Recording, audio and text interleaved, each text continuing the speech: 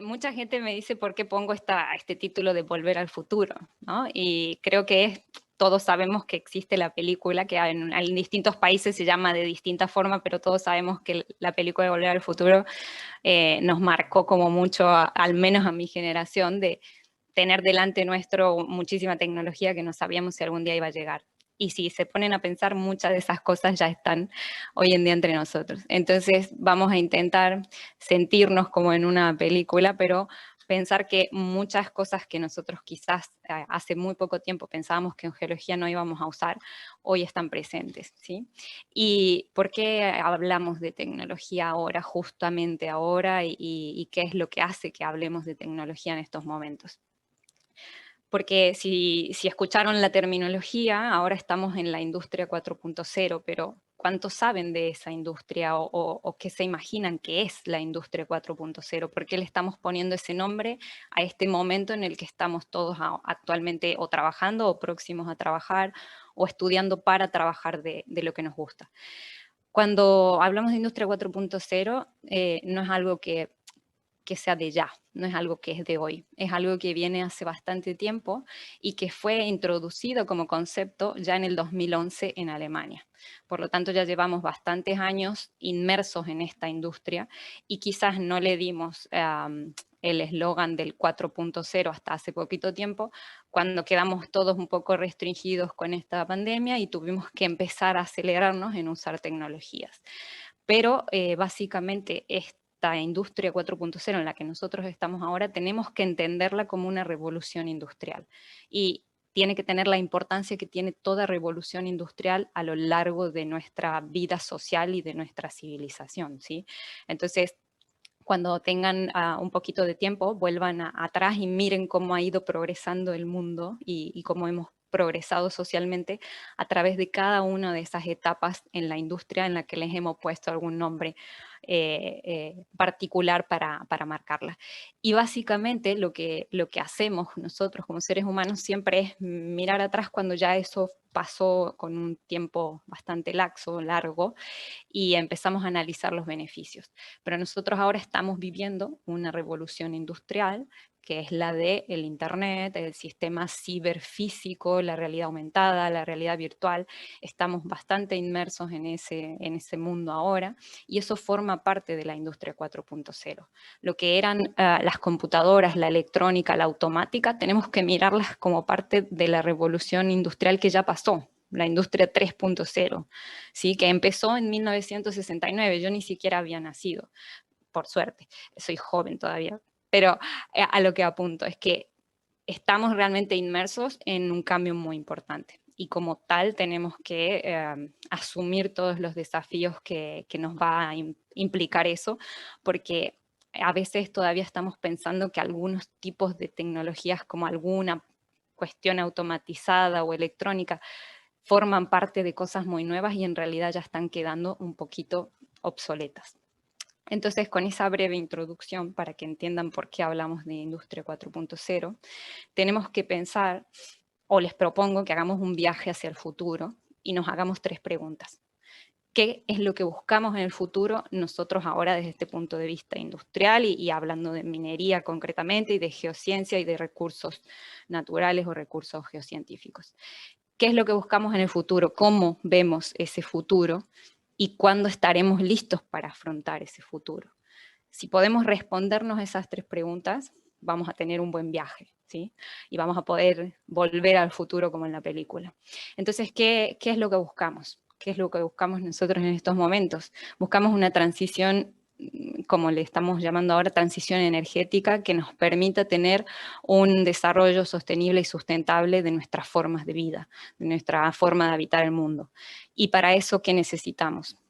Necesitamos minerales, ¿sí?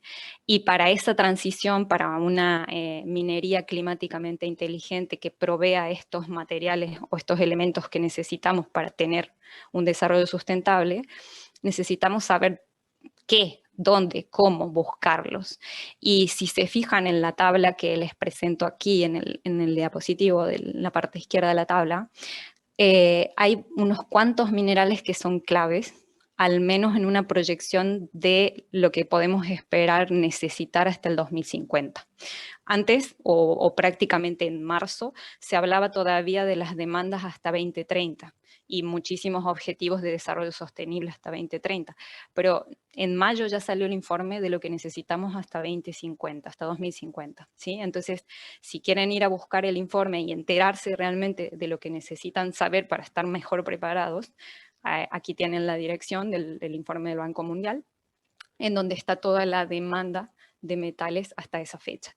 Y en ese aspecto, ustedes en Chile están bastante más preparados que muchos otros países porque incluso su gobierno o el sistema que está manejando actualmente ya está planteando escenarios posibles. He visto que se están reuniendo entre políticos y actores sociales para intentar ver una estrategia hacia 2050. Por lo tanto, ya hay gente que se está leyendo este informe y eso es bueno. Y entonces lo que sigue es que nosotros como geocientíficos no lo leamos, no tiene que quedar solo en la política, ¿no? Entonces, fíjense que la vedette, como digo yo, de todo esto que es la renovación energética y la transición energética hacia energías limpias y renovables, en este caso es el cobre. Si se fijan en esta tabla, todas las alternativas de energía, eólica, solar, gas, almacenamiento de CO2, lo que se les ocurra, necesita del cobre. ¿Sí?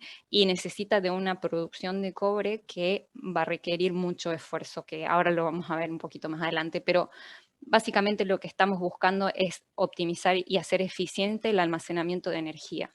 ¿Por qué? Porque estamos en un mundo tan tecnológico, ahora evolucionando con tanta tecnología, que necesitamos optimizar cómo gestionamos eso.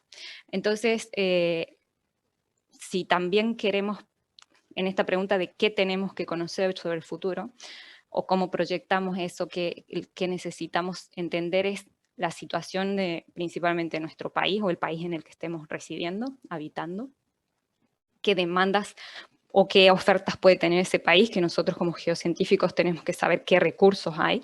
Y si se fijan en este gráfico, que lo busqué exclusivamente porque me llamó la atención de que Chile aparecía muy resaltado en este gráfico, esta es la producción histórica y proyectada de cobre. Y fíjense que Chile tiene una demanda o una proyección muy importante, ¿no? Entonces, se sabe que al día de hoy hay un déficit de 30 millones de toneladas para soportar la posible demanda del 2050. Porque si realmente el consumo o la demanda histórica mundial se mantiene y es sostenida como hasta ahora, la proyección es esta línea roja, ¿no? Entonces, para poder realmente satisfacer las demandas que necesitamos hasta esta fecha de los informes que se han generado, hay un déficit de 30 millones de toneladas. Entonces, ¿cómo las buscamos? Y ahí es donde tenemos que pensar en herramientas que nos permitan optimizar procesos para no llegar desfasados a este déficit. Algunos dicen que realmente deberíamos ralentizar o desacelerar este crecimiento de la demanda que es tan exponencial.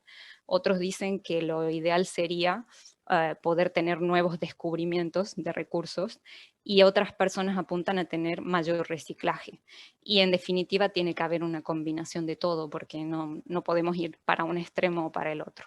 Pero que sepan que su situación o la particular situación de Chile es favorable porque la demanda de cobre que ya les mostré en la diapositiva anterior es top para el 2050, va a tener un fuerte impacto en Chile. Entonces, bajo bajo esta premisa de qué es lo que tenemos que conocer para este futuro, pensemos cómo vemos ese futuro, cómo pensamos que vamos a suplir esas demandas. Y mucha gente todavía se asombra cuando empezamos a hablar de otras formas de hacer minería que les llamamos formas no convencionales, ¿sí? Y en esas formas no convencionales entran la minería submarina, la minería espacial, la agrominería, la biominería, la minería urbana, en donde estamos buscando elementos que actualmente los tenemos en un bajo stock o prácticamente deficitario, pero que sabemos que son claves para esta transición que queremos lograr hasta el 2050 y que posiblemente las queramos mantener mucho más allá en el tiempo, pero al menos viajemos hasta esa época. ¿Y qué es lo que buscamos? Elementos como, por ejemplo, el cobalto, ¿sí? Y el cobalto, básicamente, para que tengan una idea, solo un 4% está en la corteza terrestre. El 96% del cobalto está en los fondos marinos como recurso. Entonces, ¿por qué hubo como un boom de la investigación en minería submarina? No en minería en sí, sino en conocer recursos submarinos, porque todavía no estamos teniendo minería en sí. Básicamente porque sabemos que hay una fuerte demanda de un elemento crítico que no podemos cubrir todavía con los depósitos que conocemos a nivel de superficie. Y entre todas estas cosas que parecen minería no convencional y que parecen muy futuristas y que mucha gente piensa que están muy lejos, esta nueva forma de intentar buscar recursos ha permitido el desarrollo de tecnologías bastante importantes y aceleradas que nos permiten ser mucho más eficientes en la minería convencional que conocemos, ¿sí? Entonces, ¿cuándo tenemos que estar listos para enfrentar este futuro? Ahora, ya. Estamos ahora en el presente. Y entonces veamos qué estamos usando ahora, qué podríamos optimizar, cómo, y perdamos un poquito de miedo a esto de sentir que todo es futurista y que no nos toca o no nos va a tocar, porque realmente todo está sucediendo ahora e incluso hay cosas que estaban sucediendo hace tiempo y que quizás no estábamos tan atentos. Entonces vamos a conversar dentro de toda esta introducción un poco en qué es lo más usado actualmente y lo que ha cobrado o tomado mucha fuerza los últimos 5 años, para que no piensen que es algo que nació solo producto de una pandemia acelerada. Y entonces vamos a mirar un poquito de drones y robótica, desde trabajos a nivel empresarial hasta trabajos en el mundo académico, de apps para el teléfono, páginas web, machine learning, herramientas que nos permiten optimizar tiempo, calidad, cantidad en el manejo de datos, sobre todo cantidad en el manejo, ¿sí? Porque la calidad va a depender mucho del know-how, del conocimiento geocientífico que tengamos, que eso todavía no está superado, por suerte, por ninguna tecnología. Y también los software, y muchos software de realidad virtual, de realidad aumentada, porque si lo pensamos un poquito, prácticamente evolucionamos a mirar en 3D absolutamente todo, ¿no? Desde cuestiones cotidianas en casa hasta cuestiones laborales. Entonces les quiero presentar cada uno de esos aspectos que nombré con cosas que nos pueden servir para las geociencias y cosas que nos pueden servir desde estudiantes hasta profesionales, ¿sí? Y cómo podemos usar esa tecnología a nuestro favor para obtener mejores resultados, para incluir a más personas, y vamos a ver que vamos a sacar mucho más sobre esto. Y ahora volvamos al pasado un poquito, y fíjense esa diapositiva que dice Carteros Voladores 1910, no sé si alguien conoce esta serie de ilustraciones que se llama El An 2000, que en francés sería el año 2000, y también se tradujo como Francia en el siglo XXI. Y es una serie de tarjetas postales que se diseñaron entre el 1890 y el 1910, porque era como se imaginaban que iba a ser nuestra sociedad en el 2000. Y fíjense lo curioso, ¿no? De que un cartero volaba. Y fíjense lo que pasa hoy en España, por ejemplo, que el correo postal español estatal tiene drones para distribución de sus correos. Entonces, quizás estas personas visionarias en sus dibujos estaban bastante en lo cierto, ¿no? Aunque hayan pasado un poquito más de años que los del 2000, pero cuán lejos está todo eso que nosotros veíamos como demasiado futurista en el día a día incorporado como algo normal. Y entonces, ¿cómo incorporamos estas herramientas en la industria minera? Si se acuerdan, año 2008 o 2009 aparecieron como los primeros drones, que eran drones grandes, que eran más tipo aviones, y bastantes compañías mineras los adquirieron porque optimizaba un montón la adquisición de imágenes satelitales para exploración. Antes, incluso a mí me tocó tener que comprar imágenes a satélites y que demoraban 6, 7, 8 meses en llegar las imágenes y que justo no tuviéramos una nube en el área que justamente queríamos cartografiar. Y sin embargo pasamos a comprar un dron para la compañía y obtener todas las imágenes que queríamos en solo 2 días de vuelo y con un procesamiento de 8 o 9 horas, y no tuvimos que esperar los 6 meses de adquisición de imágenes satelitales. Entonces, ese cambio drástico que sucedió entre 2008 y 2011 tuvo un fuerte impacto a nivel de industria. Y hoy en día los drones son tan accesibles que en cualquier universidad hay un dron. Y para cualquier trabajo científico se puede usar un dron, cuando antes era algo como exclusivamente de las empresas que tenían dinero para comprar. Pero fíjense, este reporte que tienen aquí es del año 2020, o sea, de ahora, y es un paper que salió la semana pasada, que directamente ya están haciendo exploración de elementos de tierras raras con drones. ¿Sí? Es un paper de un trabajo en Australia, no es en Australia, ya me voy a acordar dónde es, pero creo que sí. Y lo pueden descargar gratuitamente porque es open access. O sea, si quieren entrar al Nature Research y buscarlo, lo pueden descargar, pueden leer y pueden ver qué tecnología está usando esta universidad.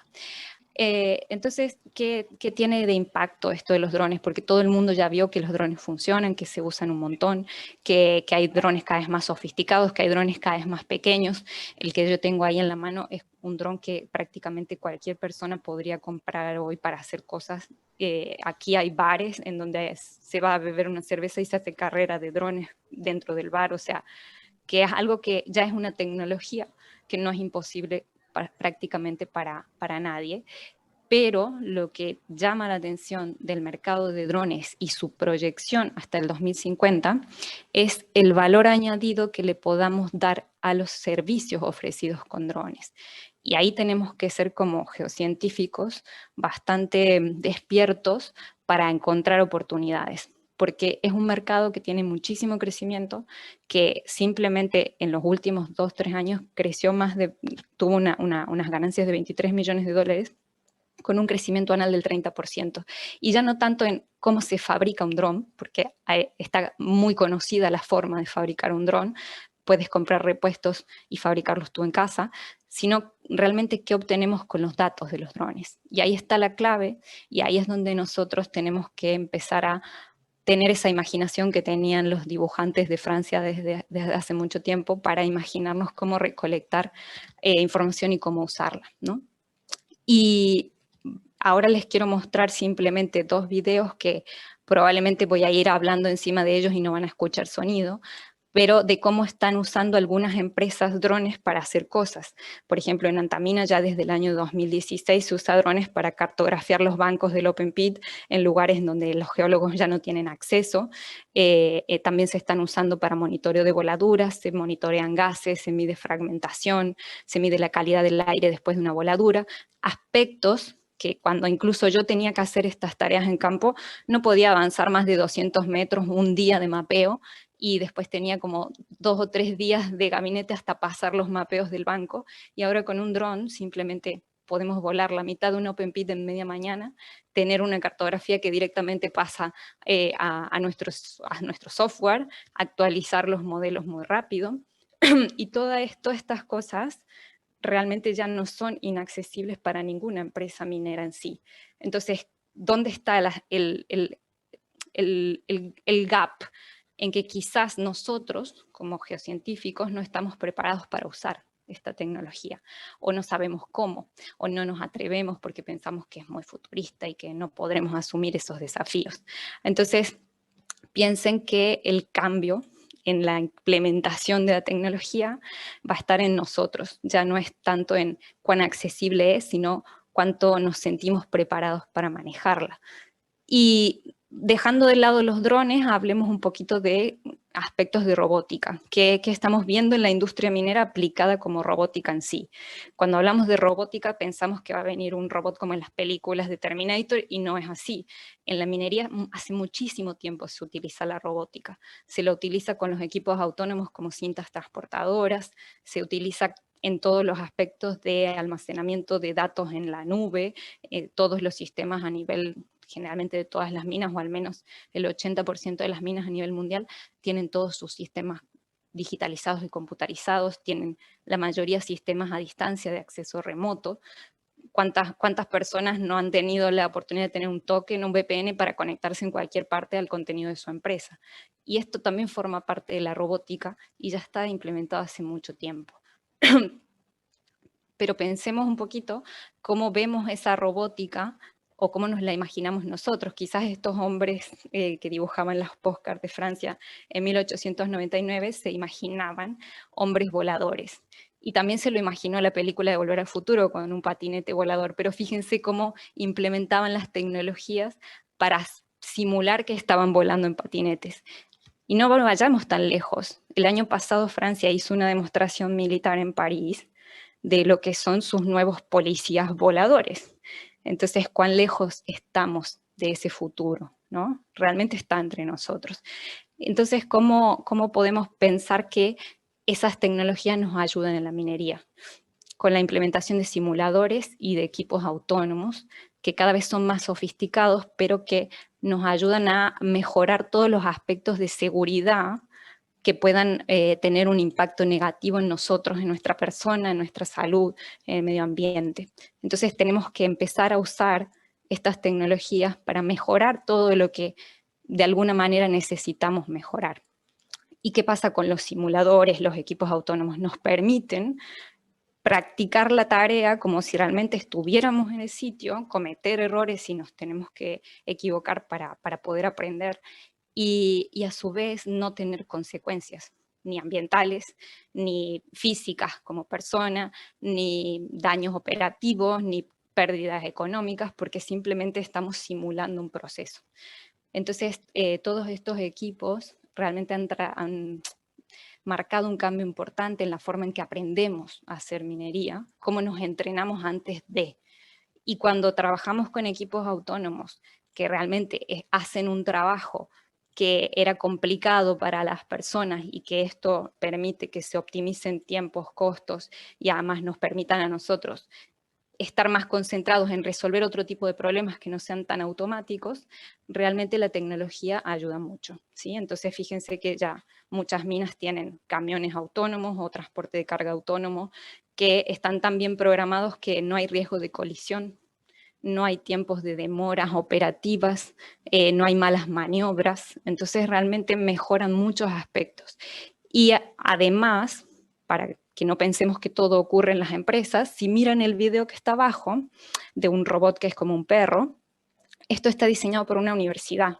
¿Sí? Están diseñando un sistema de rescate de personas en las que no haya personas involucradas al principio, sino que puedan enviar un robot que identifique las situaciones de riesgo, que le avise al equipo de rescate cómo está la situación, el panorama, cuántas personas hay, la situación de las personas y demás. Y esto es un diseño universitario. ¿Sí? Entonces, esta tecnología también está funcionando en las universidades. Y básicamente tenemos que entender que la mayoría de los desarrollos salen de la investigación científica. Entonces, es necesario que abordemos esos conocimientos o esos aspectos desde nuestra carrera, desde nuestra formación. Cuando se empiecen a dormir me avisan, pero no deberían porque todavía no es la hora de comer.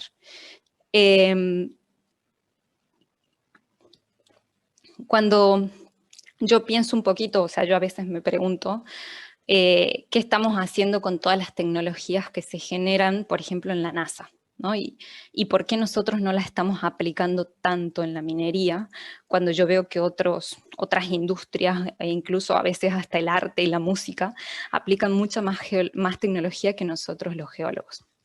Y entonces les quiero mostrar aquí dos videos. El primero es de un robot, el Razor, que se creó en 2014, o sea, ya pasó hace un montón de tiempo en que el robotito este existe, ¿no? Y era para recolectar material lunar, de asteroides, para intentar tomar muestras. Y el video de abajo es el diseño de una perforadora que necesitaría perforar asteroides, entonces tiene que perforar en contra de la gravedad. Entonces están haciendo pruebas para que realmente perforen una posición que no es la normal a la que nosotros conocemos. Ese robotito, ambos robotitos existen desde 2012 y 2014. Por lo tanto, cuando les comentaba que en Alemania habían introducido el concepto de minería 4.0 en 2011, no estaban tan errados, porque ya había todo este desarrollo detrás que es sumamente importante y sumamente novedoso. ¿Y por qué, a pesar de que ya tengamos 8, 9 años o 10 de desarrollos de estas tecnologías, no incorporamos algunas de estas herramientas para pensar en optimizar cosas que hacemos ahora.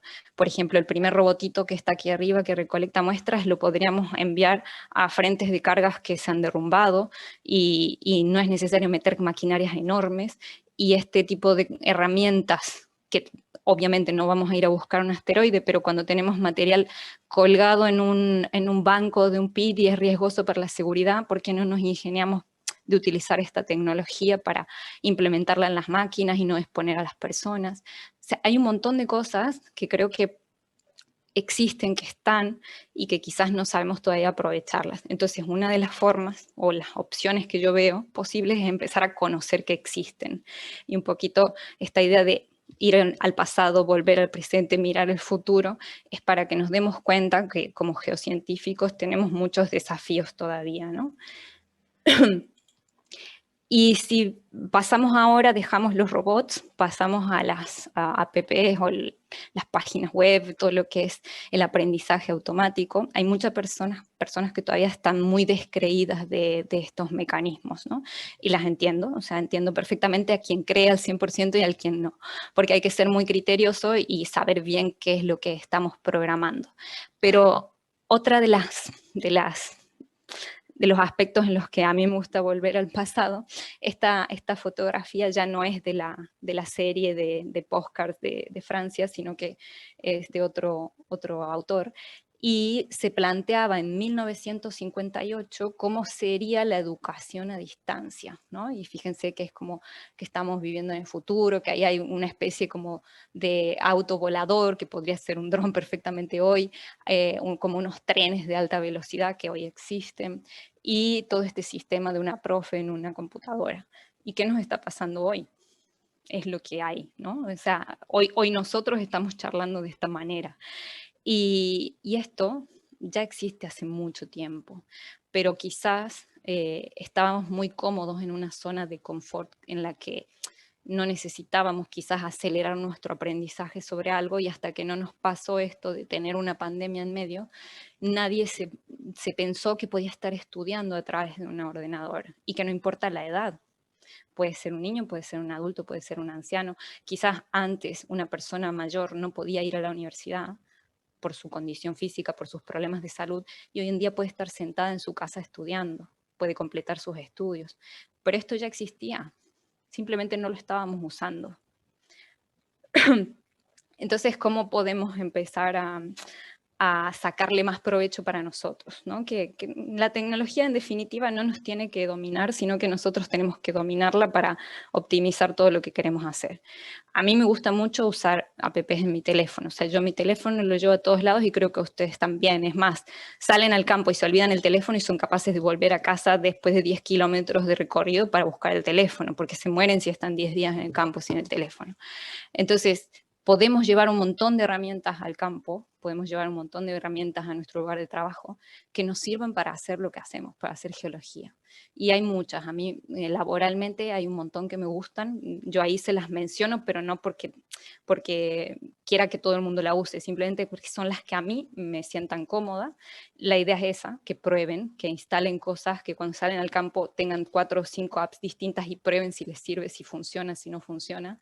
Y no les puedo mostrar todas ahora porque si no, no terminaríamos nunca la charla, pero básicamente hay apps como Clino, como Compass, como Mapping Pro, como GeoTools, como Geology Record, que es para tomar notas de campo como una libreta, que realmente nos optimizan el proceso de cuando tenemos que volver a la oficina a pasar todos los datos. O sea, aquí ya los tenemos todos pasados, o sea, los estamos tomando y ya están digitalizados, porque hoy en día sí o sí interpretamos aspectos del campo en un software, en una cartografía, en un diagrama, entonces necesitamos tenerlo digital.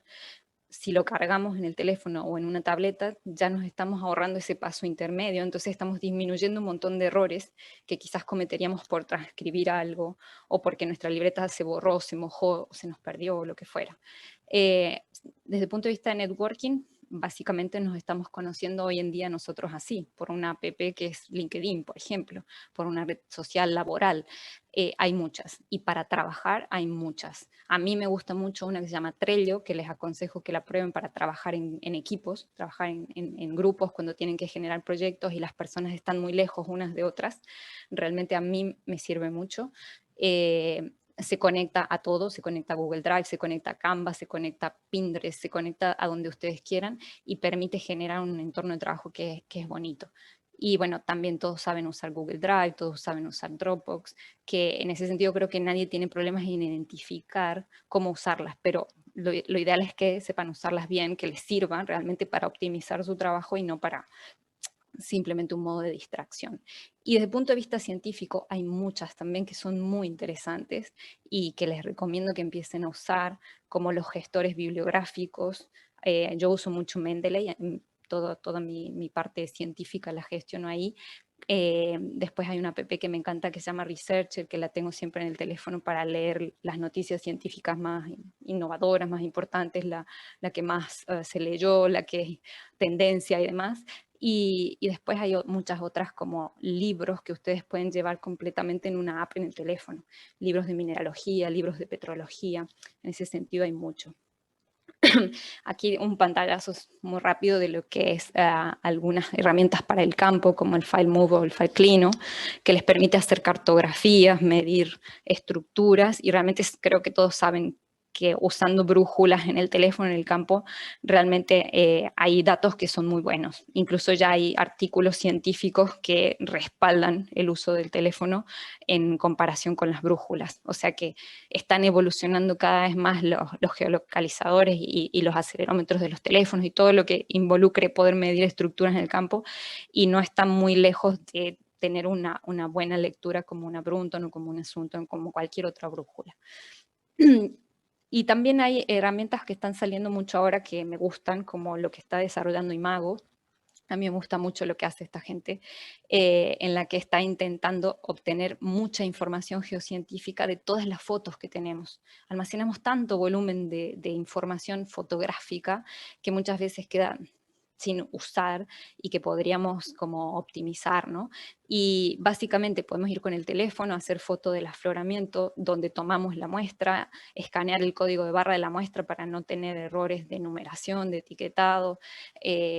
Podemos simplemente ya después tener en nuestro mapa o en nuestra cartografía identificado perfectamente el lugar del muestreo, del afloramiento, ampliar las veces que queramos con una alta resolución y una definición el lugar. Entonces, toda esta información, al tenerla almacenada en un mismo entorno, se facilita mucho, porque además estos softwares se conectan con nuestros software mineros, con el que estamos trabajando constantemente. Entonces, gestionamos u ordenamos la información de una manera en que realmente usamos todo y no nos quedan carpetas de 200 gigas de datos o fotos que no vamos a ver nunca más. Esta es, por ejemplo, la app que les decía de Researcher, en donde ustedes pueden buscar un tópico de interés, si quieren leer sobre ciencias de la Tierra o geografía o lo que sea, y les permite tener acceso a todas las revistas internacionales. Muchas van a ser de pago, pero muchas otras son open access, que ustedes pueden entrar. E igualmente pueden leer de absolutamente todas el abstract de la investigación, ¿sí? Entonces les avisa, si ustedes ponen el tópico de petrología, porque son fanáticos de la petrología, todos los días pueden tener una noticia de cuál es el artículo último sobre petrología, que fue el descubrimiento petrológico más importante, lo que quieran, sinceramente. O sea, en vez de estar leyendo la prensa de todos los males del mundo y tengan ganas de leer ciencia, realmente le tienen a un paso de su teléfono cada mañana. Y hay muchas herramientas o páginas web que ahora nos permiten estudiar rocas de todas partes del mundo, que eso para un geólogo, para un geocientífico es muy bueno, porque sabemos que los procesos geológicos no son aislados y propios de mi único país, sino que sé que puedo comparar con muchos otros procesos y poder al menos entender a escala regional o a escala global conceptos geológicos. Entonces, esta es una página que me gusta mucho de Yucca Virtual Microscope, que tiene básicamente una colección. La colección del museo está puesta aquí en esta página, y ustedes pueden buscar por tópicos, pueden buscar por países, por lugares, por el tiempo. O sea, quiero ver rocas del Cretácico, del Jurásico, del Paleozoico, del Precámbrico, o pueden hacer foco puntual en algo. Quiero ver menas metálicas, quiero ver solo rocas ígneas plutónicas, quiero ver solo rocas sedimentarias. y pueden ir y desplegar los atributos en cada sitio. Yo ahora voy a abrir la página, si no se viera alguien levante la interrupción de micrófono y me avisa, para que vean un ejemplo, ¿sí? Básicamente lo importante de esta página, que tiene un valor cultural también bastante bonito, es que es todo el recorrido de Charles Darwin, ¿sí? Entonces están todas las muestras que él recolectó durante sus expediciones. Y tienen una introducción de la foto a nivel macroscópico, pero tienen una parte muy interesante que es la microscopía. Entonces, muchas veces nos pasa que estamos estudiando geología, pero en nuestra facultad probablemente no tenga todas las láminas delgadas que existen en el mundo. Y aquí al menos puedo entrar a comparar las cosas que yo vi en clases y ver si en otros lugares se ve igual, ¿no? Y puedo ver aumentar todo lo que yo quiera. Tiene un zoom muy potente, ¿sí? Y puedo cruzar, o sea, ahora estamos con nicoles paralelos, pero puedo cruzar nicoles, y esta es una roca volcánica bastante simple. Puedo hacer medidas, puedo tomar medidas, incluso hasta medidas angulares, ¿sí? Si yo cambio aquí a ángulos, puedo medir ángulos. Y si además presto atención, siempre tengo algún dato extra, como por ejemplo este circulito que está aquí, en el que puedo ver, girar platina y medir ángulos, por ejemplo, ¿sí? De extinción o lo que sea. Aquí no puedo hacer zoom, pero bueno, puedo ver a nicoles paralelos y nicoles cruzados cómo extinguen ciertos minerales.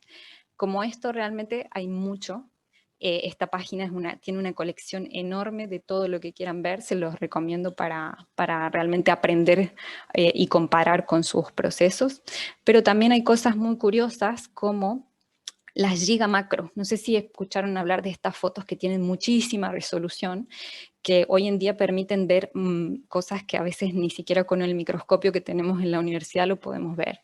Les voy a mostrar así muy rápidamente un ejemplo para que puedan apreciar el cambio de escala de la resolución de algunas imágenes, ¿sí? Y ahora acá estamos viendo un jaspe muy bonito y puedo tener realmente una definición increíble y puedo hacer medidas, ¿sí? O sea, si yo quiero, puedo medir un punto, una línea de aquí a aquí, y me dice cuántos milímetros tengo. Incluso puedo medir áreas, o sea, si quiero dibujar cuánto mide este sector que está aquí, lo puedo dibujar. Entonces, realmente se está trabajando mucho con gigafotos, no solo a nivel de macro, para detalle, sino para estudios complejos como por ejemplo el avance de glaciares o el retroceso de glaciares, cartografía regional. Voy a salir un momento de aquí porque quizás no me va a dar más tiempo a mostrarles esto, pero si entran a esta página, hay un apartado, acá es una galería exclusiva de geología, pueden ver muchísimas cosas muy bonitas, pero hay un apartado de imágenes que son tomadas a muchísima distancia, que son tomadas a 40, 50 kilómetros, y ustedes pueden hacer un zoom de casi estar parados en el sitio y ver en detalle un afloramiento. Entonces, cobra mucha importancia este tipo de fotografías para cuando no podemos acceder a determinados lugares, pero igual necesitamos estudiarlos. Incluso hay unas imágenes increíbles de unos lacolitos en unos cañones impresionantes en Alaska, que son lugares completamente inaccesibles y que a través de las gigamacro se han podido cartografiar con muchísimo detalle en los mapas, cosas que quizás se nos hubieran perdido en otras maneras de trabajar. Les recomiendo visitar esta página y ver todo un mundo. Pueden estar casi todo un día aquí y no querer salir. Y hay algunas apps para el teléfono, como toda la línea del Toolkit, de Geology Toolkit, que tiene el Handbook of Rocks, que, o sea, todas las rocas, el libro de rocas en el teléfono. Cuando van al campo, si se olvidan de algo, tienen todo ahí. Y el Handbook of Minerals, que tienen todos los minerales, todas las propiedades minerales, todo lo que necesitan también, para no tener que ir con, por ejemplo, el libro del Dana a cuestas. Y si ahora hablamos un poquito de Machine Learning, que no les voy a saturar mucho con esto porque seguramente están más familiarizados porque se habla mucho, tenemos que pensar que hay un aprendizaje automático de ciertas cosas que nosotros podemos empezar a dejar a los sistemas y a las computadoras a que hagan por nosotros. Y un ejemplo es la identificación de sulfuros o de vetillas de sulfuros en sondajes, ¿sí? Que muchas veces cuando estamos logueando, los que hayan hecho exploración y logueo geológico, siempre estimar el porcentaje visual de las vetillas que estamos viendo es una tortura, porque yo veo un 2%, otra persona ve un 5%, otra persona ve un 15%, todos vemos un porcentaje diferente. Entonces, en esas tareas en las que a veces es todo tan subjetivo porque depende de nuestra observación y cuán observador somos, es bueno entrenar sistemas, ¿sí? Y entrenar software que permita reconocer además qué tipo de sulfuros hay y que pueda cuantificar esos sulfuros de una forma un poquito más ajustada que lo que nosotros hacemos con el ojo y si realmente esa información es relevante para nosotros o no, ¿sí? Entonces, pensemos que las cosas las tenemos que usar en función de cuán útiles sean para nosotros. Y la gente que quiera practicar con Machine Learning puede entrar aquí a TensorFlow, que es un sitio en donde hay muchísimo desarrollo libre de aprendizaje automático. Este es un ejemplo así muy tonto que les quiero mostrar, pero en el que yo estaba entrenando a mi cámara web, en la que estoy mirándolos a ustedes ahora, a que sepa cuándo estoy alegre y cuando estoy triste, y entonces en función de detectar mi cara me cambia el fondo del ordenador, del escritorio de la computadora, ¿sí? Entonces incluso cambia la música. Si estoy contenta me pone una música alegre y un fondo bonito, y si estoy triste me pone lluvia y una música tranqui, y es simplemente practicar entrenamiento machine learning, sí, automático. Y son a veces cosas muy simples, pero que sirven para introducirnos y perder el miedo, porque a veces pensamos que esto no lo podríamos hacer. Bueno, este entrenamiento tan simple lo hice en 2 minutos practicando con esa página. Pero si además saben programar, pueden tomar estos códigos porque son de acceso libre y programar cosas que ustedes necesiten, ¿sí? Toman como la base de los códigos y programan. Y TensorFlow fue creado por Google Brain, y Google Brain desarrolló todo esto para Google en sí, pero luego lo dejó abierto, como código abierto, y es una biblioteca enorme, muchísimos chicos programando y trabajando en estos sistemas. Y otra de las cosas parecidas en las que también hay cosas de TensorFlow se llama Teachable Machine, que también es entrenar a un sistema a hacer algo. Y yo aquí estoy practicando entrenar a identificar objetos, que mi cámara web identifique qué cosas hay. Pero, como les digo, hay que tener criterio. Entonces, yo acá estoy diciéndole que esto es una lapicera verde, o sea, le estoy mostrando y le entreno a que identifique que esto es una lapicera en una serie de pasos, y cuando se lo muestro lo identifica muy bien. Y luego le cambio el color a la lapicera con la que no lo había entrenado, pero me identifica que es una lapicera, ¿sí? Y me pone un 96% de coincidencia. Pero cuando le pongo mi mano, también piensa que es una lapicera, simplemente porque está viendo el perfil de mi dedo. Entonces yo ahí me doy cuenta que estoy fallando en cómo entreno, ¿sí? Pero estas pruebas las hago porque soy excesivamente curiosa y porque necesito ver cómo trabajan estos sistemas, porque si yo voy a poner en manos de estos sistemas información geológica importante o relevante, quiero saber qué hace. Entonces esa es la parte de ser juiciosos, criteriosos y saber qué es lo que queremos, qué necesitamos, qué datos realmente queremos que una máquina se los aprenda y cómo enseñarle para que los aprenda bien. Y veamos ahora un poquito de software y realidad virtual. Espero que nadie se esté durmiendo. Si no, me avisan y acá termina todo. Cuando pensamos un poquito de realidad virtual, nos parece algo como ilógico, que es algo que realmente no nos vamos a adaptar, pero sinceramente en el mundo académico existe bastante. Y lamentablemente no en el mundo académico geológico, pero sí a nivel hasta de niños. O sea, este video que ustedes van a ver ahora, que están viendo aquí, se creó en 2005 en un jardín de infantes, aquí en España, en Cataluña. O sea, ya les estaban enseñando a los niños el mapa del mundo y demás con unas tabletas. Es una de las escuelas que más aceleró en transformación digital aquí en esos momentos, pero es algo que ya existe hace un montón y están enseñando ciencias de la Tierra a niños de 5 años, y quizás muchos geólogos como yo no hemos tenido ni la remota idea de que esto podía suceder. ¿Cuántas diapositivas en un PowerPoint tendría que poner yo para explicar todo lo que esa maestra está explicando en un momento, ahí, moviendo las capas internas de la Tierra, viendo todas las partes del planeta, haciendo zoom, ampliando, haciendo que los niños se interesen? yo creo que cualquier geólogo que entra a primer año de la facultad también se interesaría, ¿no? Y lamentablemente, porque digo lamentablemente, estas herramientas están usadas muchísimo en la arquitectura, en la venta de muebles, en la música, en el arte, porque hoy en día cualquiera que quiera comprar un mueble aquí en España y supongo que en muchos otros países, simplemente proyecta el mueble en su casa y ve cómo le queda y si el color le gusta y recién ahí lo pide. Y cualquier tienda aquí tiene eso hoy en día. ¿Por qué nosotros como geólogos no tenemos estas tecnologías para cosas que quizás podríamos aprender más rápido o que nos, no sé, nos llamarían más la atención, nos producirían más interés, más interacción y estimulación, que eso es lo que hace la realidad virtual y la realidad aumentada. Permite como tener una experiencia mucho más inmersiva, entonces sentimos que aprendemos de una forma diferente. Hay gente que quizás no le gusta aprender así, pero yo les puedo garantizar que todos los futuros geólogos van a aprender así, porque ya los niños están aprendiendo así. Entonces, ¿cómo tenemos que prepararnos también nosotros si somos los que vamos a educar a estas personas, ¿no? Porque no podemos educar si no sabemos. Por lo tanto, es importante.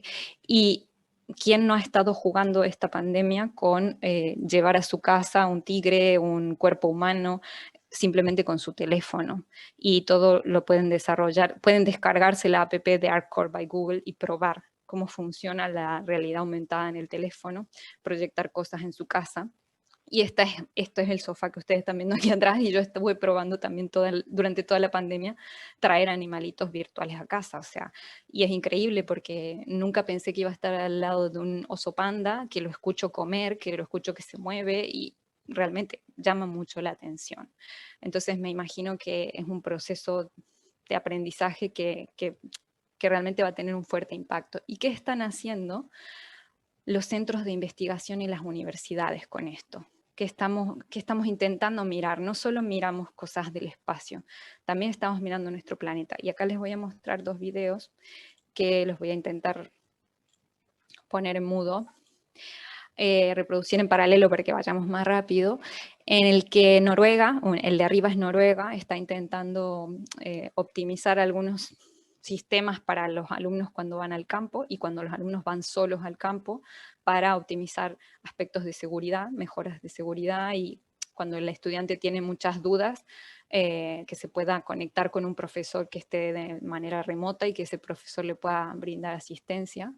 Y en el video de abajo van a ver que es un profesor que está diseñando toda la colección de mineralogía de manera virtual para que los alumnos puedan interactuar con las muestras de manera más real. Todas estas cosas se manejan mucho con las gafas de Google, de Microsoft, perdón, que hoy en día los empleados de la NASA es como parte de su rutina diaria, las usan para todo. Y todo este sistema, bueno, hay universidades que son punteras, que son pioneras, pero ya no es inaccesible, ¿sí? Es simplemente que alguien, algún profe tome la iniciativa, como en estos videos, que son profes los que han decidido empezar con esto, y implementarlo y empezar a probar. Estas posibilidades dan mucho margen para que chicos que pensaban que nunca iban a poder estudiar ciencias de la Tierra estudien, como por ejemplo la gente que tiene dificultades para caminar, que no puede ir al campo y que piensa que nunca podría hacer geología si no va al campo. ¿Sí? Y me pasó también, o sea, de conocer y de leer la experiencia de una persona que no puede asistir al campo porque está en sillas de rueda, pero que pudo estudiar geología por estas maneras de estudiar, ¿sí? De interactuar. Entonces no solo enseñamos geología, se puede enseñar cualquier cosa bajo estas metodologías. Obviamente que tenemos idealizado que el geólogo, si no sabe de campo, no puede desarrollar nada, pero hoy en día hay muchísimos geoquímicos expertos que pueden solucionar muchísimas cosas y que pueden tener un muy buen complemento profesional con un geólogo muy entrenado en campo, y quizás el geoquímico no va a ir nunca al campo, va a ir la otra persona, o sea, hay que empezar a trabajar en equipo y esto da la oportunidad de que mucha gente que no tiene acceso al campo pueda estar en las ciencias de la Tierra, ¿no? Y eso para mí tiene mucho valor añadido. Estos videos los tienen en internet y los pueden después seguir mirando, son muy bonitos, pero volvamos un poco a la industria minera, que es lo que se proyecta como realidad virtual en la industria minera. Esto es como un esquema idealizado de lo que a alguien se ocurrió, a una empresa se le ocurrió que podría ser la mina del futuro, ¿sí? Y este video se hizo en el año 2015, entonces mírenlo así con un poquito de atención para ver si realmente del 2015 hasta ahora, que son 5 años, hay cosas que están en ese video como planificadas muy futuras y que ya existen, y en muchas minas ya existen, ¿sí? Entonces pensemos cuán rápido avanza todo esto para entender realmente cuán lejos está ese futuro que nosotros estamos pensando. Y lo que les comentaba un poquito, para mí la realidad virtual nos permite aprender a través de una simulación práctica porque nosotros estamos en contacto con las cosas. Tiene muchos beneficios para personas con ciertas minusvalías, que para mí eso es un plus agregado enorme. Permite un análisis muy minucioso de los hechos y de los procesos porque ustedes están inmersos en la situación y están pendientes de todo. Incrementa niveles de adquisición y de retención. O sea, yo le busco las partes buenas a la realidad virtual, ¿sí? Que hay mucha gente que me va a decir que hay partes malas, probablemente, pero no me interesa conocerlas. Yo me voy a potenciar o voy a intentar ir hacia a las buenas, a las que yo creo que me sirven. Y mucho de esto también se está usando para simulación de pautas de actuación.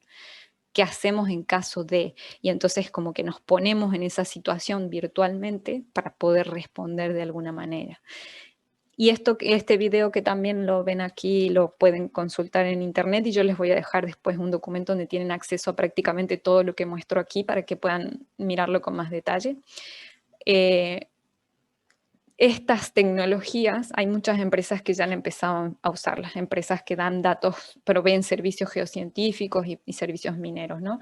Uno de estos, por ejemplo, es lo que se intentó hacer con el Leapfrog Aspect, que me pareció que era bonito y como que veo que se discontinúa un poquito, quizás lo van a lanzar de otra forma. Yo no encontré como muchas más actualizaciones de esta app, pero yo la descargué un tiempo, solo que no pude ir a la mina en sí a proyectar el modelo con la app, pero me pareció que podía ser interesante. Y si lo ven, voy a adelantar un poquito el video. La idea es que se crea el modelo geológico en Leapfrog y con la aplicación de Leapfrog Aspect pueden proyectar ese modelo.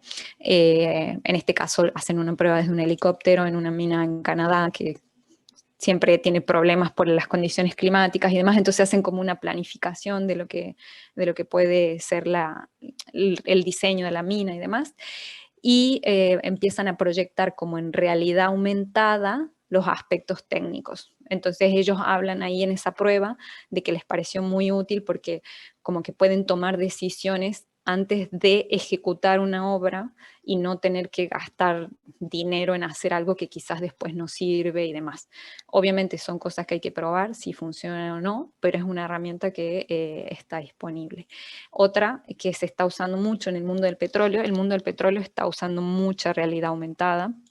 Lo van a ver aquí a través de las gafas de Microsoft también. Y, por ejemplo, los geocientíficos que por algún motivo no puedan estar en el campo, por ejemplo, motivo hoy pandemia, pueden rediseñar o interactuar con la gente que está en campo todo el proceso de pozos de producción o de pozos de exploración. Si el petróleo lo está usando, que lo está usando hace tiempo, bastante tiempo, ¿por qué no estamos usando estas cosas en minería? Y si las estamos usando, sería súper emocionante que las podamos ver o que alguien nos la cuente con mucho más detalle. Pero hay mucha evolución de la parte tecnológica centrada en el petróleo. Van a encontrar que hay muchísimo trabajo hecho por Shell también. Incluso hay toda una serie de innovación tecnológica muy potente de Shell. Pero si se trata de perforación minera o perforación de agua o perforación de petróleo, estamos hablando prácticamente de lo mismo y la tecnología nos podría servir. Y podríamos, por ejemplo, estar conversando con nuestro gerente, que en esos momentos él pueda estar en una reunión de trabajo en otra ciudad y pedirle apoyo para determinar si cambiamos de ángulo un pozo o si movemos un pozo o si cambiamos el programa de perforación o lo que fuera. Y esa persona podría estar viendo realmente el problema que nosotros tenemos en su oficina o en su casa. Entonces, son cosas que creo que pueden ayudar. Yo no les veo ningún motivo para decir que la tecnología es algo malo en estos momentos. Hay bastantes empresas, Maptec también está trabajando con diseños de 3D, realidad aumentada, y actualmente empresas mineras que han empezado a gestionar todo esto, fíjense, son Tex, Goldcorp, Vale. Vale está instalando un cine, como una especie de cine en 3D para simulación y entrenamiento. Entonces, las empresas realmente están queriendo incorporar estas tecnologías. Si hay una demora en esto, no es económica, sino es que es la capacidad o la capacitación que tenemos nosotros para asumir estos retos y que queramos usarlas y que veamos si nos sirven y para qué nos sirven. Entonces, ejemplos más concretos, fíjense en lo que pasó con Antamina, que lograron tener todo su sistema dispatch desde la casa del operador de dispatch, cuando antes en ninguna mina se le hubiera ocurrido tener un sistema dispatch a 2000 kilómetros de la mina. Un dispatch siempre estuvo ahí, prácticamente encima del Open Pit, si no es como que no se podía diseñar una oficina de dispatch. Y hoy en día con todo esto se tiene un sistema de dispatch en la casa de una persona que está operando absolutamente toda una mina desde su casa. Y a nivel académico, el 24 de junio, o sea que no estamos en el futuro ni en el pasado, hace unos meses, universidades dictando cursos de Data Science, Machine Learning para la exploración. Por lo tanto, hay chicos geólogos que ya están formándose en eso. Y bajo otro aspecto, profes dando clases, porque no pueden llevar a los alumnos al campo, con las aplicaciones de Imago para que los alumnos al menos puedan ver sondajes en 3D, en realidad aumentada, con detalles, intentar loguear fracturas, venillas. O sea que al final, aunque tengamos ciertas dificultades hoy en día para hacer trabajo de campo, las herramientas tecnológicas que hay nos permiten seguir haciendo los trabajos y estar conectados. ¿Qué estamos haciendo a nivel social o qué están haciendo algunos países a nivel social o de sociedad con estas tecnologías? Por ejemplo, Australia está muy evolucionado y tiene todo un programa de, por ejemplo, entrenamiento en casos de incendio. A la población las entrenan con realidad virtual para que sepan qué hacer en casos de incendio. Hay mucho trabajo para geología, muchos trabajos de campo a sectores inaccesibles y como especies de servicios para que la gente pueda ir a sitios y aprender geología que no se pueden acceder normalmente, entonces acceden con realidad virtual. Hay también aspectos catastrales para actualizar catastro con realidad virtual, entrenamiento para protección de medio ambiente y todo haciendo a la persona de que realmente se sienta parte del proyecto. Y esto es todo a nivel social, ¿no? Cualquier persona que quiera puede hacerlo. Y también hay cosas como, por ejemplo, en Estados Unidos, este sitio que son las columnas gigantes en California, a ver si puedo entrar un momentito para mostrarles, que es un profe de secundaria que como no podía hacer una excursión con los alumnos, decidió hacerla 100% virtual. Entonces les muestra una cantera de columnas basálticas muy, muy, muy bonitas, que a ver si se cargan relativamente rápido para que ustedes la vean. Pueden ir y visitar la cantera porque él al final consideraba que era un recurso natural muy bonito, pero que era un poco peligroso para llevar niños. Entonces diseñó todo un sistema virtual e incluso con modelos 3D, que me avisan si los ven y si se carga, para enseñarle rocas. Y esto a nivel de escuelas, por lo tanto, nosotros también, cuando se nos complica un poco, podríamos aprender bajo estas circunstancias, ¿no? Y cómo podemos aplicar esto también en nuestro lugar de trabajo, en nuestra industria. Como este tipo de cosas, estoy seguro que van a encontrar un montón. Les quería mostrar así un poquito rápido, pero hay muchos field trips, hay muchos paseos que pueden hacer alrededor del mundo y ver geología en lugares que quizás nunca podrían acceder o que quizás crean que nunca podrían viajar, pero ahora lo pueden hacer y pueden aprender más geología. Este también Pembrokeshire Virtual Field Trip es muy bueno. Se los recomiendo, perdón, he salido de la presentación. Es de la... Esperen que vuelvo, así no me pierdo. Porque si no, ¿ya volvió? ¿Está compartiendo? Sí. Vale, es toda la deformación varísica del suroeste de Gales, que es súper interesante para la gente que le guste la parte estructural. Voy a ver si se carga rápido la página o no para mostrárselos, porque les recomiendo que lo visiten. Tienen toda la introducción geológica, tienen toda la secuencia de deposición, todas las secuencias de deformación muy bien explicadas, y después tienen los modelos 3D para jugar con ellos. Y si ustedes tuvieran gafas, pueden hacer una realidad aumentada en su casa. Entonces, les recomiendo, vale mucho la pena, se puede estudiar deformación de una manera increíble y tienen muy bien explicados todos los procesos deformacionales. Cosas como estas yo siempre siento que pensaba que eran imposibles de aprender para mí y sé que hoy están al alcance de mi computadora y de un clic, entonces creo que es la parte positiva de todo esto, ¿no? No les voy a abrir ningún modelo virtual para que no nos demoremos, pero recomendado. Y después a nivel gobierno, Australia también está muy, muy adelantado y ya tiene directamente un atlas completo sobre geología virtual de Australia. Si pueden ver absolutamente de todo en este atlas, se lo recomiendo. Vamos a abrirlo muy rápido. Ya estoy llegando casi al final de la charla para que el que tenga hambre no se desespere. Este atlas virtual, esta librería virtual de Australia, está creada por casi todas las universidades de Australia. O sea, es un proyecto muy grande del gobierno y las universidades, en donde se ha puesto en valor absolutamente toda la geología de Australia, y no solo la geología, la geofísica también. O sea, si ustedes quieren ver toda la magnetometría de Australia, toda la parte de gravimetría de Australia, la pueden descargar aquí. Yo no lo voy a poner ahora para que no sea muy pesado, pero en cada lugar que tengan puntitos tienen muchísima información para ver e incluso en 3 dimensiones, en realidad virtual, en realidad aumentada, pueden ver, seguir en detalle minas completas, ¿sí?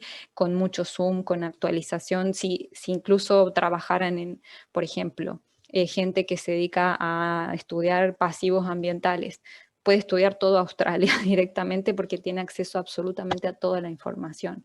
Entonces se puede ver el estado actual de las minas. Voy a ver si les abro rápido un modelo. Y pueden acceder realmente a un mundo geológico increíble. Tienen todo el mapa geológico, que no es virtual, pero lo tienen todo el mapa geológico desplegado. Entonces, creo que a nivel de conocimiento de recursos de nuestro país, que es una de las primeras cosas que les planteaba que debíamos conocer, básicamente Australia está años luz de muchos países, ¿no? Y supongo que estarán viendo mi modelo aquí ya de esta pequeñita mina. Hasta pueden incluso cuantificar, si quisieran, con un software el volumen de ese derrame que está ahí. O sea, y están ustedes desde casa, ¿no? No tienen que ni siquiera volar el dron hasta Australia para hacerlo. Estas son algunas de las cosas maravillosas que están haciendo algunos países. Y por último, o casi por último, les muestro algo más, que son los laboratorios virtuales. Los laboratorios virtuales son muy interesantes para todas aquellas instituciones académicas, científicas, que sean pequeñas y que no tengan dinero para montar de verdad un laboratorio. Porque ya saben que montar un laboratorio es muy costoso por todas las normas de seguridad, por todo el instrumental, por todo el equipo. Entonces hay una empresa que se dedica a diseñar a medida y a pedido laboratorios virtuales para que igual puedan tener el entrenamiento necesario de un laboratorio. Esto está teniendo mucho, mucho auge realmente. Yo creo, ahora no recuerdo bien qué universidad, pero en esta página web de esta empresa hay una universidad de Chile que tiene contratado un laboratorio o está en contrato para el diseño de un laboratorio virtual. Después cualquier cosa, si están interesados, ingresen a la página de Labster a ver. Y obviamente puede ser para múltiples disciplinas, por supuesto, pero hay para geociencias, hay para física, hay para química, y lo que se plantea esta gente o los ideadores de estos sistemas de laboratorios virtuales es que uno puede experimentar múltiples veces sin incurrir en gastos, porque no estoy gastando reactivos, no estoy poniendo en peligro al estudiante de que se queme con ácidos o que produzca una explosión en el laboratorio por algún error, y a su vez les estoy haciendo aprender teoría de los experimentos o los ensayos que están haciendo. Estos laboratorios virtuales también permiten tomar exámenes dentro del laboratorio mientras estamos haciendo los experimentos, o sea, tienen realmente una una carga educativa enorme. Y lo que plantea también este sistema es, ¿qué pasa si pudiéramos tener estas prácticas o estas experiencias de clase online para todo el mundo? O sea, ellos plantean que esto no presentaría límites a la educación, ¿no? Y que básicamente cualquiera podría tener acceso a aprender aspectos de prácticas con teorías sin límite, porque al no tener que tener laboratorios gigantes, aulas gigantes, al estar todo disponible virtual, que podamos interactuar con los materiales, que podamos cometer errores en los experimentos, que podamos repetir sin parar los experimentos hasta que nos salgan, para ellos consideran que es un aprendizaje muy innovador. Pero entonces, para cerrar, lo que les quería contar o resumir es cuáles son nuestros desafíos para ese futuro que algunos de ahora verán que está más cerca de lo que pensaban, otros verán que lo tienen encima y otros dirán, bueno, a mí me falta un tiempo todavía para esto. Yo creo que es importante como geocientífico entender aspectos de programación. No digo que sean programadores expertos, pero al menos entender cómo funciona, qué hace, porque cuando necesitemos de un programador y le tengamos que decir, oye, quiero geológicamente que hagas esto y esto y esto, mínimamente tenemos que entender lo que le estamos pidiendo y cuando él lo haga, ver si lo que hizo realmente es lo que nosotros queríamos. Pero hay muchos chicos y sé que probablemente a algunos de ustedes les guste programar, entonces los animo a que aprendan a programar. No olvidar este dominio de la visión 3D, pero que hoy ya es 4 o 5 de ellos, ya no sé cuántas dimensiones tienen, pero estas dimensiones, multidimensiones, las tenemos que aprender desde el aula, entonces veo muy fructífero que empresas estén empezando a dar más licencias académicas para que los alumnos puedan ser más competentes, porque al final van a ser los profesionales que van a usar esas tecnologías en la mina, y si no están preparados, la industria no avanza, ¿no? Entonces somos nosotros quienes tenemos que aprender para que la industria avance. Necesitamos tener conocimientos de Big Data, saber qué pasa porque estamos almacenando un volumen enorme de información. Fíjense que yo en una hora les he mostrado muchísimas cosas que es volumen y volumen y volumen y volumen de datos. Entonces, ¿cómo administramos esos datos? Entender el Machine Learning, no perderle el miedo, y entender que nosotros estamos entrenando a una máquina desde el conocimiento geológico. Por lo tanto, no pensemos que vamos a apretar un botón y nos va a salir una cosa extraordinaria, porque depende de cómo le hayamos enseñado a ese botón. Y sobre todo, y para sintetizar todo esto, es ese know-how, o sea, nosotros tenemos que saber transmitir las mejores prácticas de la geología teórica que aprendemos en la universidad a las tecnologías. Por lo tanto, nunca va a sobrar el conocimiento geológico, científico, técnico, porque es el que necesitamos para entrenar estas tecnologías. Por lo tanto, no los tomemos como cosas separadas, no pensemos que vamos a saber menos geología, que vamos a aprender menos, todo lo contrario. Yo creo que quizás incluso empecemos a ver aspectos geológicos que desconocíamos. Es tanto el volumen de información que podemos manejar que últimamente están saliendo papers súper novedosos porque se han podido manejar datos que estaban acumulados hace muchísimo tiempo en servidores que no tenían capacidad de hacer mover esos datos. O sea, fíjense que han salido artículos sobre cómo es el movimiento en el núcleo, cómo se traducen las ondas en el núcleo por estudios geocientíficos de geofísica, de juntar 50 años de datos geofísicos, que ahora hay computadoras que pueden procesar toda esa información y darnos una visión del subsuelo. Por lo tanto, yo creo que vamos a aprender muchísima geología también de otra forma.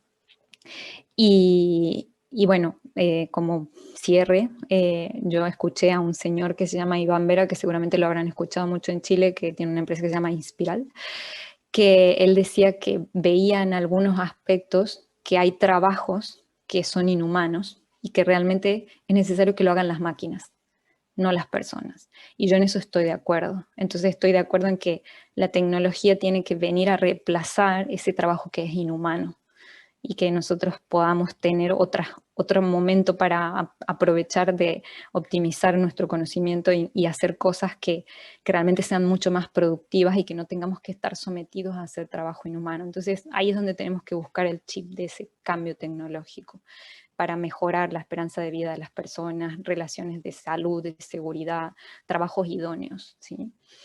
Y Y para cerrar, porque son todos geocientíficos, les dejo este cuadro que si alguien tiene instalado el Google Lens en su teléfono, puede ahora poner el teléfono en la pantalla para que se lo traduzca automáticamente, y si quiere además le transcriba todo lo que está en esa tabla y se les quede grabado en su teléfono. Que dice este informe, el cierre del informe del Banco Mundial, dice que hay un montón de desafíos para este cambio de la minería climáticamente inteligente. Y se pone por primera vez en la historia para mí de un informe de un banco que si no hay data geológica robusta, un manejo de los datos geológicos robusto, muchas de estas cosas podrían fallar. Entonces se está dando principal importancia al manejo de datos geológicos para esta transición a energías limpias que dependen de la minería. Y si se leen la tabla, van a ver que habla de un montón de cosas, de gobernanza, de economía circular, de un montón de cuestiones de inversión, pero se pone foco en el manejo de datos geológicos. Y son conscientes que el volumen de datos geológicos que vamos a manejar para asumir estos procesos van a ser enormes. Por lo tanto, necesitamos de tecnologías. Y con esto quiero cerrar la charlita de hoy. Espero que les haya gustado. Todas las preguntas son bienvenidas, pero también acuérdense que les voy a dar un documento donde están todos los enlaces para que ustedes investiguen por ustedes mismos, porque esto puede ser un mundo muy apasionante o muy agobiante, entonces cada uno vaya por el lado que más le gusta. Si a alguno le interesó la realidad virtual, tengo un montón de accesos a realidad virtual. Si les gustaron los field trips, también. Si gustó Machine Learning, bueno, hay mucho. Así que más que todo me gustaría escuchar sus inquietudes, si alguno tuvo alguna experiencia buena, mala o una percepción de estas tecnologías, y agradecerles que hayan estado ahí detrás escuchando.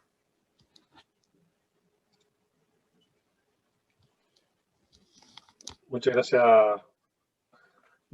Ariana.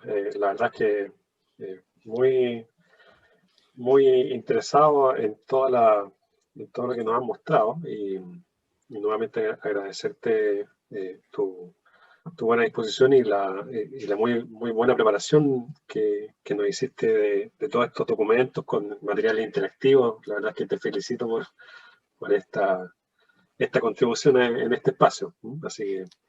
No, muchísimas gracias. Ay, me encantó, hay un mensaje que decían, estoy flipando. ¿Quién se aprendió el término español? Sí. Bueno, si quieren dejo de compartir pantalla y alguien quiere hacerme así una pregunta como en mi micrófono, en cámara, ustedes me dicen o ya no tienen más tiempo y quieren cortar, como ustedes prefieran. Sí, vamos a ver si pueden haber algunas preguntas en el chat. Hasta ahora parece que no hay por el chat. No sé si alguien quiere levantar la mano o prender su micrófono para hacer alguna consulta, Ariana. Hola Juan, soy Alejandro. ¿Cómo estás? Hola Alejandro. Hola Ari, ¿cómo estás? Qué hermosa Bien. charla que nos has dado, maravilloso. Y realmente me estaba acordando mucho de vos, primero porque yo sí soy parte de del 3.0, porque nací antes del 69. No puedo ser tu papá, pero a lo mejor un tío, qué sé yo. Pero sí viví mucho esto porque como me dedico al tema de sensores remotos o teledetección, geología espectral, mis primeras imágenes las comencé trabajando allá por el año 93, 94, y poder procesar una imagen Landsat era días de trabajo. Una imagen Landsat tenía que dividirla en 16 partes y procesar cada una de esas 16 partes. Y cuando llegaba a terminar de procesar, por ahí me da cuenta que no era el pedacito que necesitaba y era para pegarse un tiro en el pie, por no decir otra cosa. Pero realmente impresionante, porque hoy en día se puede hacer tanto, y con Machine Learning sobre todo, son experiencias maravillosas. Así que me has abierto una puerta espectacular, Ari, y te agradezco enormemente. Bueno, muchísimas gracias.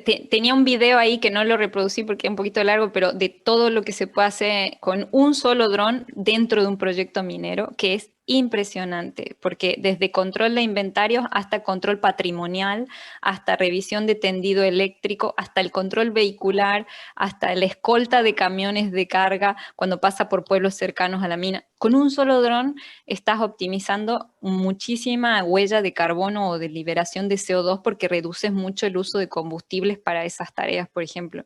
Pero realmente hay una aplicación enorme, es que creo que hay que animarse nada más muchas veces yo digo, a tener ideas de cómo usarlo, ¿no? Porque es lo que les digo, la tecnología está ahí, dando vueltas y está esperando que nosotros como geólogos echemos mano y la pongamos a andar. Pasanos el link, por favor, de ese Sí. video. Sí, te voy a pasar, sí. Es más, es un documento Word de Google Drive en realidad, en donde está todo a ver si lo puedo poner muy rápido aquí, para que lo vean. Se los voy a enviar. Voy a compartir un momento. Sí. Tengo preparado este documento porque cada vez que yo encuentro algún link que me gusta, lo voy poniendo aquí, como que me voy armando mi base de datos. Entonces, simplemente, si ustedes se posicionan al principio, les muestra una pequeña introducción de qué es lo que hay ahí dentro, el contenido. Entonces, lo tengo separado por apps, por web. Después van a ver que hay información de videos para mirar un poquito en YouTube de cómo se vienen las cosas. Hay acceso a noticias, a proyectos y a empresas que están usando tecnología importante. Después tengo al final acceso a repositorios científicos y a revistas que están trabajando con mucho geodato y big data y todo esto. Entonces, si se fijan, les voy mostrando ya casi 6 páginas de links, o sea que se podrían perder ahí adentro mirando cosas, pero todo lo que he mostrado en la presentación, algún link está ahí seguro, así que lo vas a encontrar. Y se lo voy a enviar a Juan y que él distribuya a la gente que se ha anotado, que se ha inscrito en el webinar, en el webinar un ratito, así el que lo quiera lo tiene. Y si no, si quieren me piden por mi mail, lo dejo aquí escrito ahora en el chat, si es que yo me olvido o si Juan se olvida de enviárselos, y yo se los envío. Les envío el acceso directamente al Drive. Excelente, muchas gracias,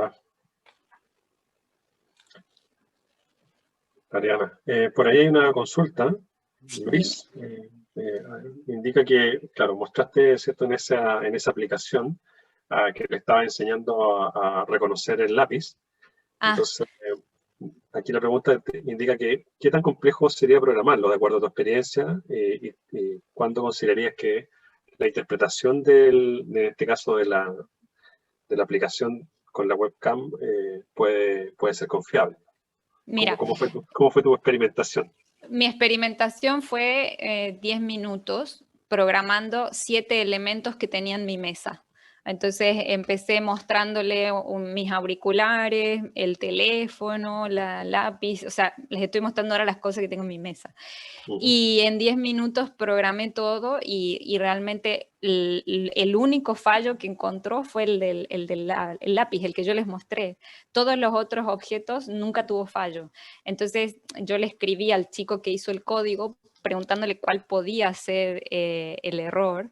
Y él me dijo que era una cuestión de la distancia en la que yo estaba de la cámara al objeto haciendo la identificación, porque yo por ahí los auriculares para que se vean bien yo los acercaba mucho. Y la lapicera como se veía bien yo la ponía un poco lejos y ya. Entonces como que yo tenía que jugar un poco con las distancias. Pero como yo no sé programar, el chico me decía, tienes que ir probando varias cosas y pasándome los resultados y yo voy a ver si puedo mejorar el código. Entonces al final me resultó súper ameno que al final el chico interactuaba conmigo y me explicaba un poco, pero son cosas a veces de 10 minutos, otras son de media hora, otras son de un día, y por ejemplo lo último que vi es que ahora ya salió con un teléfono y es JavaScript, que puedes proyectar a la persona aquí en tu casa cuando te llama, y fue un desarrollo que solo les duró 2 días. Uf. Y ya la puedes hacer, o sea, tienen que seguir a Jason Mayer en LinkedIn, Jason Mayer se escribe, que es el diseñador de Google Brain del Flow, del TensorFlow. Él está poniendo todos los días todas las cosas nuevas que están saliendo. Entonces, fíjense, lo último que posteó es esto, que te llama una persona y en vez de mirarla por aquí, la proyectas en tu sala y es un desarrollo que lo han hecho en 2 días. Simplemente lenguaje Java, nada más. O sea que imagínense todo lo que está avanzando. O sea, quizás la próxima vez yo esté proyectada en la sala de cada uno hablándole de más tecnología. Sería excelente. Sí, por eso les digo, hay que probar y animarse. Yo pensé también que iba a estar todo un día haciendo cosas, realmente me llevó 10 minutos. Y eso del cambio de pantalla de triste, enojada y todo eso, 5 minutos fue. O sea, y realmente rapidísimo, porque yo ponía 200.000 caras, pero identificaba bien si era de enojo o si era de alegría. O sea que... Y tengo una cámara web que es muy, muy barata de Amazon, ¿no? Que tampoco tengo la gran ciencia.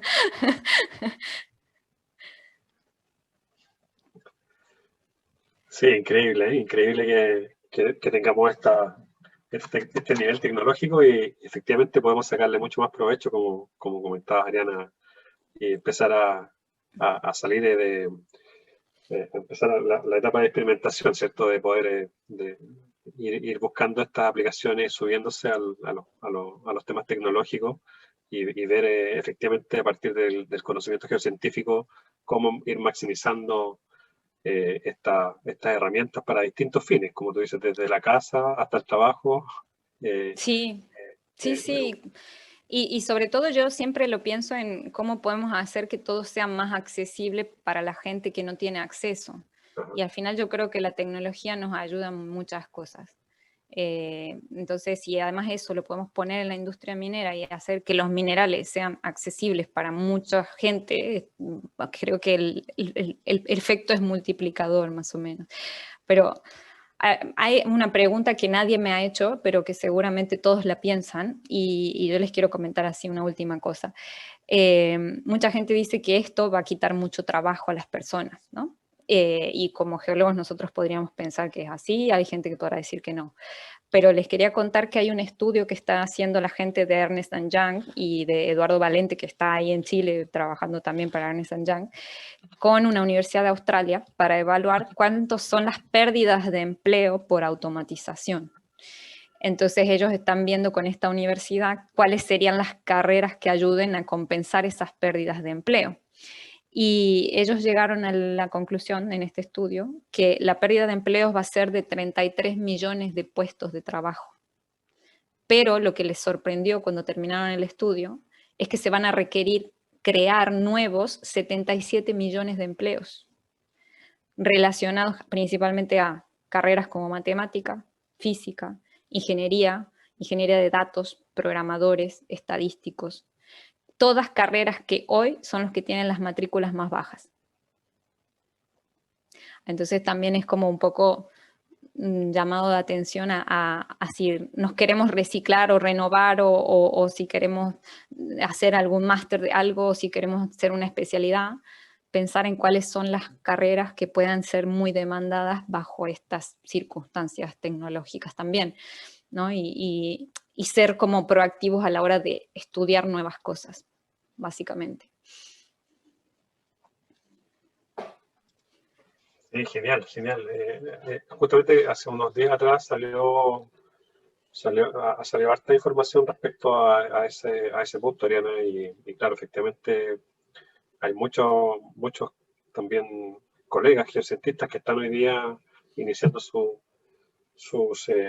o complementando su formación con Python y cosas de ese estilo, y hay una oferta gigante también de poder ir actualizándose. Hasta yo, eh, que creo que soy post tercera revolución industrial, pero en temas de programación no soy muy competente en realidad. En la escuela no hice muchos trabajos de eso. Pero sin embargo, hoy día hay diplomados que, por lo menos como tú decías hace unos minutos atrás, te permiten poder saber qué cosas pedir, saber cuál es la potencialidad de las herramientas y por lo tanto incluirlas dentro de tus competencias, ¿cierto? Para poder utilizar y sacarle provecho a, a las nuevas generaciones de chicos que van a venir con una preparación mucho más avanzada que la que tiene uno. Y hay que estar a la altura, así que hay un montón de alternativas ahí. Sí, sí, sí, totalmente. Y esto es lo bueno también de la tecnología, que no hay límite de edad. O sea, lo podemos usar quien tenga ganas simplemente de usar, y es un poco lo que se está pidiendo ahora, que realmente es algo actitudinal para la implementación de tecnologías.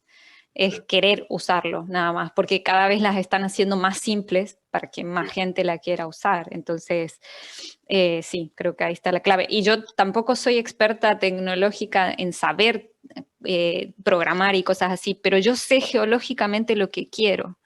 Entonces sé cómo buscar quién me puede ayudar a programar lo que yo quiero, y ahí también tiene que estar la clave, saber realmente qué necesitas mejorar geológicamente y buscar ayuda en la gente que es experta tecnológica, que te dé esa solución, ¿no? Por eso sigo muchas veces todos los webinars de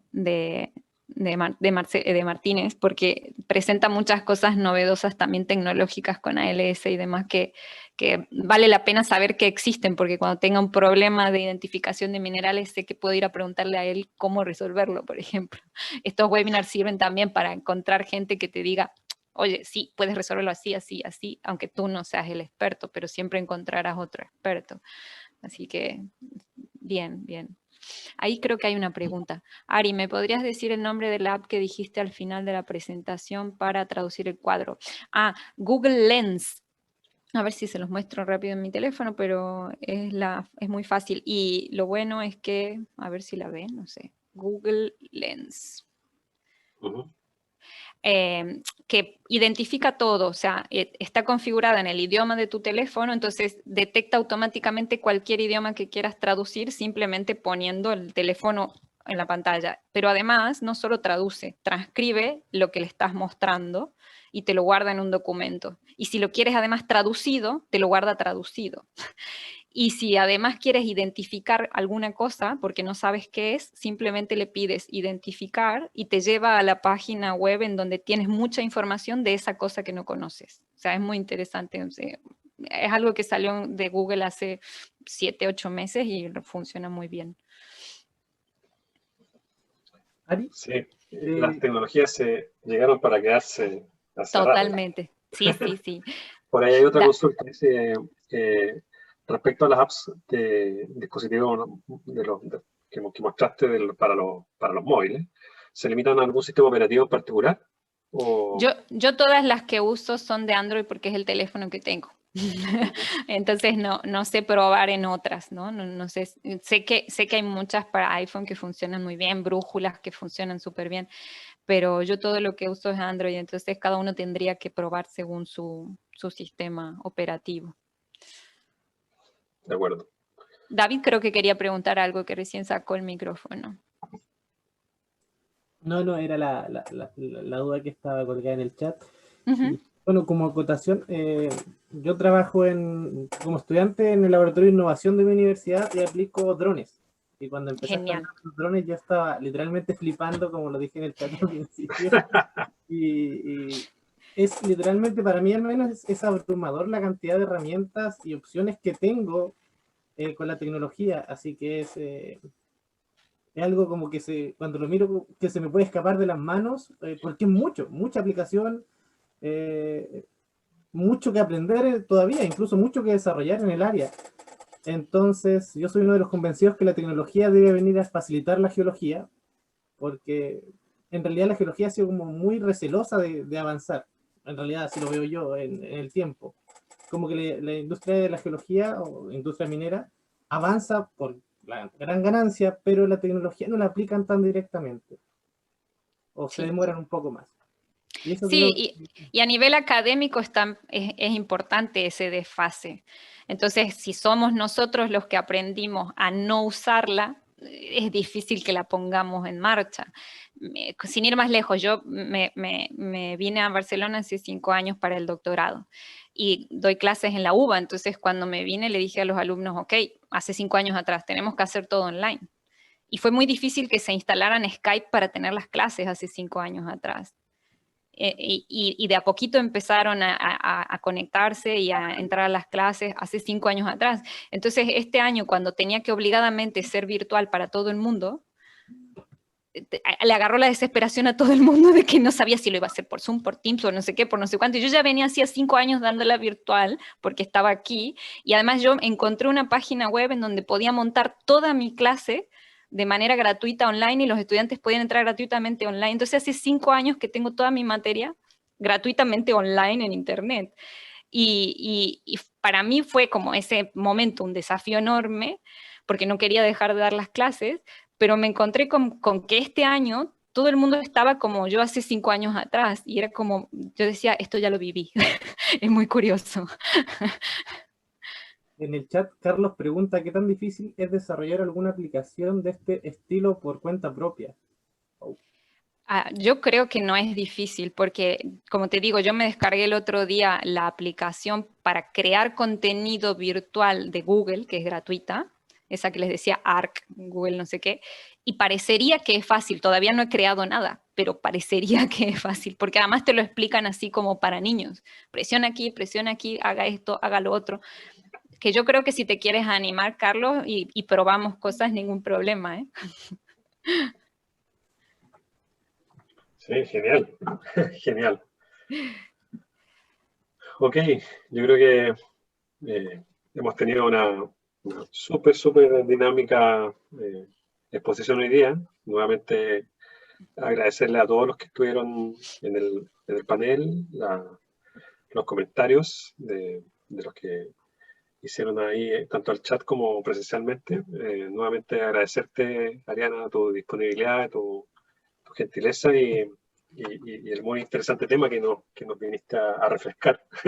Así que tenemos desafíos adelante en todos los ámbitos para poder ir cerrando estas brechas, si es que las hay, y empezando a tomar esto más en serio, porque efectivamente la minería tiene ese desafío de ir a un desarrollo mucho más sustentable, y eso tiene que ir incluido, aparejado con mayores posibilidades de poder manejar grandes cantidades de datos, procesar información rápidamente, tomar decisiones basado en tecnología que sea claramente confiable, como tú nos demostraste.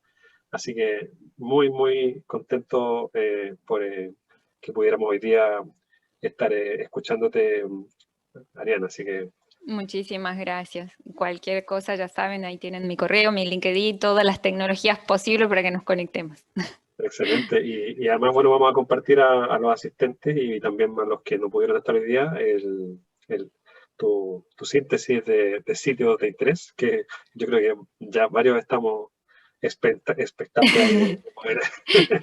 Yo les recomiendo que empiecen un domingo muy tranqui porque no se van a querer salir de la pantalla después. Adictivo.